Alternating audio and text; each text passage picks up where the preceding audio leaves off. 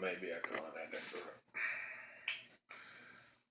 What's going on, YouTube pipe community? Joseph Davis here, Jazz Pipes.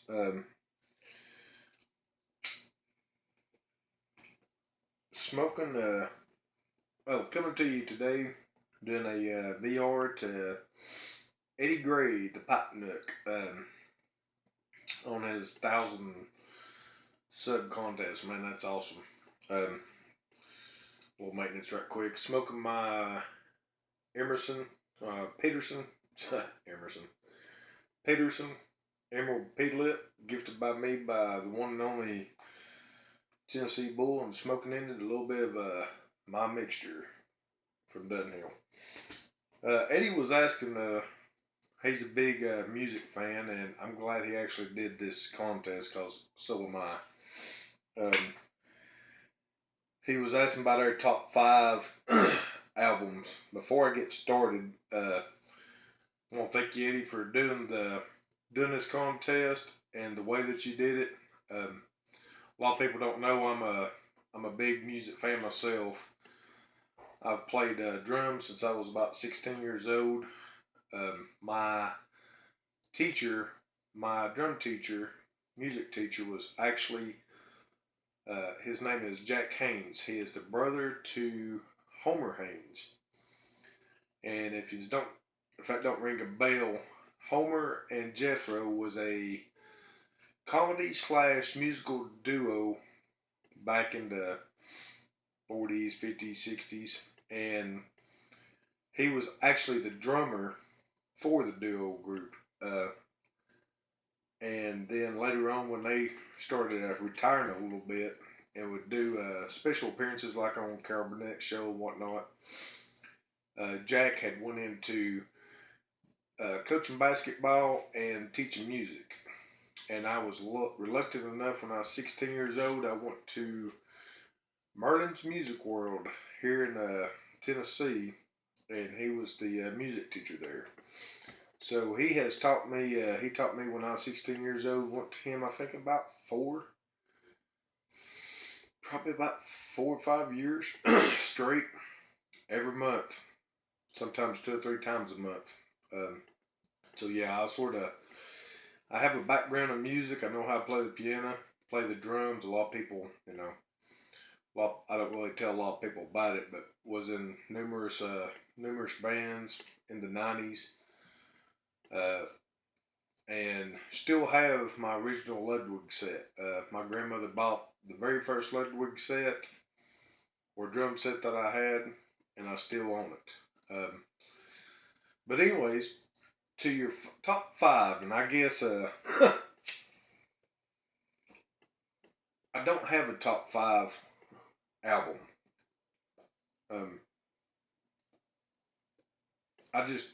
These just jumped right off the top of my head.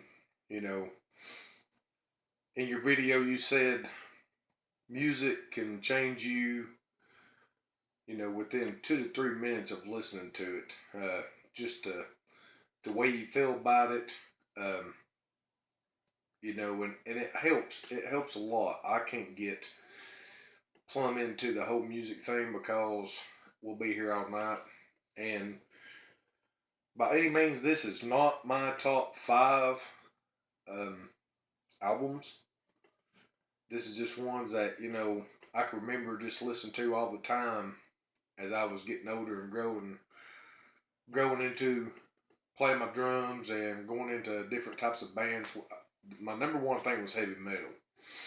I played a lot of heavy metal bands, rock and roll, heavy metal. I do like country. I like a lot of different type of genre, but not too big. I do like some classical music, but not all the time. Blues, gospel, country, rock, hip hop, R&B, jazz. When I was first started playing the drums, Jack was teaching us jazz, which that was his specialty.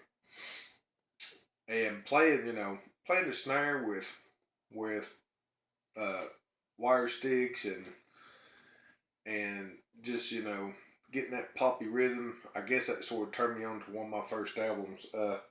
One of my first albums is Johnny Cash, Folsom County Blues. It's still this day I can listen to that album, and that Johnny Cash, that bum bum bum bum bum bum bum bum bum bum bum, you know, it's got that it's got that one of a kind beat to it,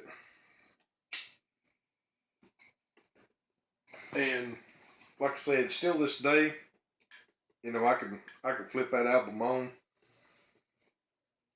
and I love it. And I'm going to jump around because a lot of these albums, people may watch this and be like, "Wow, dude, you're off the chain on some of this stuff." And it goes back to my metal years. Metallica and Justice for All. Man, I can any day of the week throw it on me. Lars Ulrich is the reason why I started playing drums. When you see him in concert, and uh, just you know, even all the way back to No Life to Leather or Garage Days, he was just a master at the drums. Um, Pantera, that's another one. Pantera, Cowboys from Hell. Still listen to Cowboys from Hell. Uh, all of Pantera stuff I still listen to.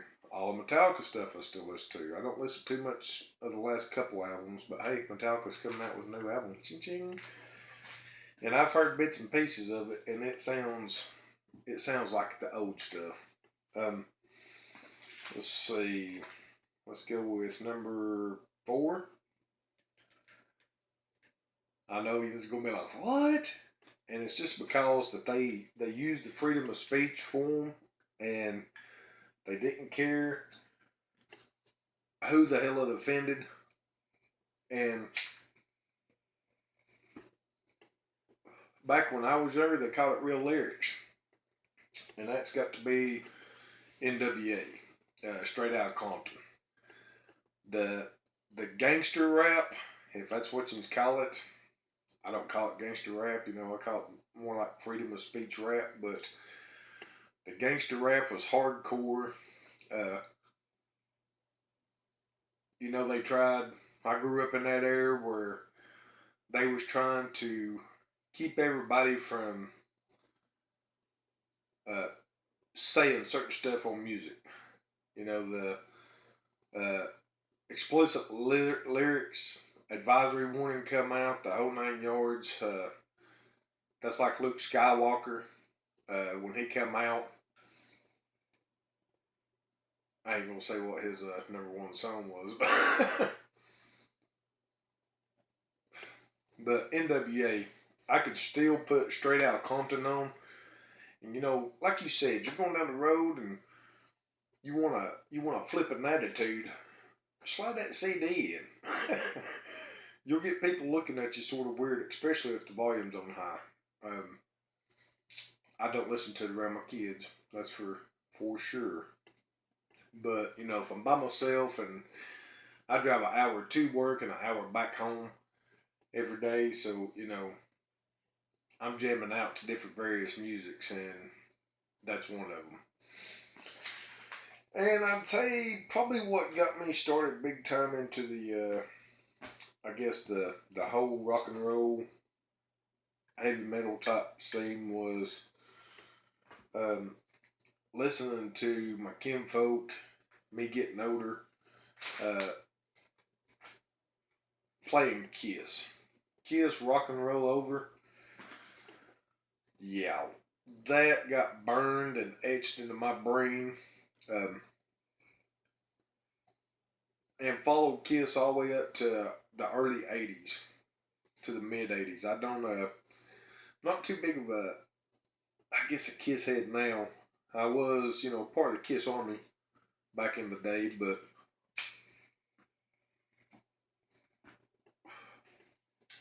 don't listen to too much of the stuff now. If it's somewhere around 76 or 70, 79 or early 80s, yeah, you better believe it. But brother, that's 5 albums. I can't like I said, I have a whole genre of music that I listen to, anywhere from blues to like I said, hip hop, rock, alternative, metal. Metal's probably my background, just because I played in a lot of metal bands. Um, just even gospel blues, jazz. I can't I can't sit here and I don't know what to say. I can't give you my top five because I don't have a top five. If that makes any sense. I uh, but you did get five, and that was the five right off the top of my head. But it was one of those things where I went over those top five. Then I'm like, oh, there's five more, and then I've got five more. Oh, and what about these people? There's five more. Uh, and stuff to Conway Twitty, Crystal Gale, you know, uh, Wally Hubbard, Snake Farm. Uh, I could go on. I could really go on. I could probably take up most majority of your night, but